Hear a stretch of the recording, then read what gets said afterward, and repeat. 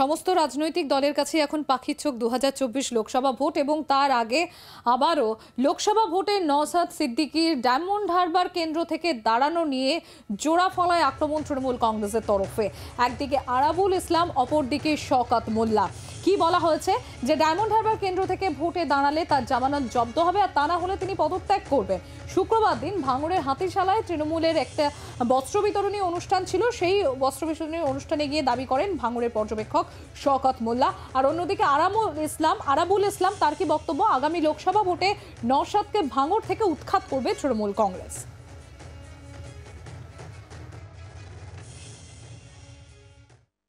এই খুদে নওশাদ শুনলাম নাকি ডায়মন্ড হারবারে দাঁড়াবে।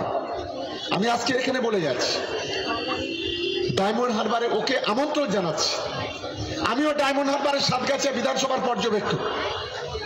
যদি ওর হিম্মত থাকে, বুকের পাটা থাকে, একবার ডায়মন্ড হারবারে দাঁড়াক। যদি ডায়মন্ড হারবার থেকে ওর যদি জামানত না জব্দ করতে পারি, যেদিন ভোট গণনা হবে তারপর দিন আমি রিজাইন দেবো। আমি আজকে এখানে কথা দিয়ে যাচ্ছি। ভাঙড়ে যে কজন মানুষ খুন হয়েছে, সেই খুনের জন্য দায়ী হচ্ছে এই নওশাদ। আমি অন ক্যামেরা আজকে এখানে বলে যাচ্ছি, আমার বিরুদ্ধে কোর্টে মামলা করুক, আমি তার প্রমাণ, তার তথ্য যদি না দিতে পারি, আমি কথা দিচ্ছি রাজনীতি করবো না, রাজনীতি ছেড়ে চলে যাবো।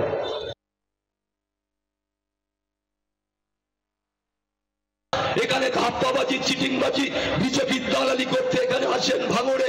আগামী দিনে এই অপদর্থ নির্লজ্জ জল্লাদ এই নওশাদ সিদ্দিকীরা ভাঙড় থেকে উৎখাত করব।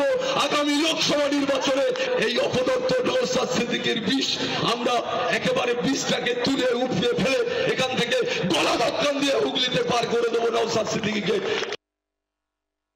আর এদিকে নওশাদ সিদ্দিকী আইএসএফ বিধায়ক, তিনি কি বলছেন শোনাবো আপনাদের।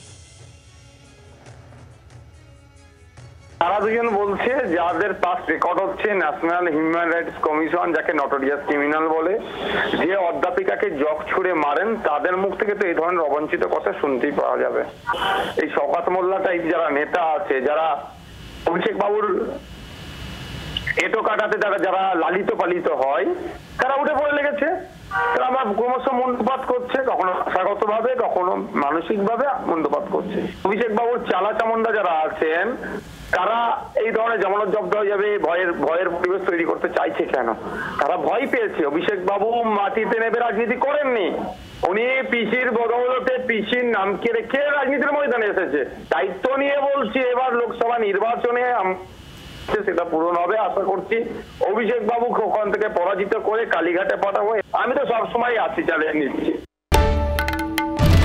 বাংলার আওয়াজ, বাঙালির আবেগ, জি 24 ঘন্টা।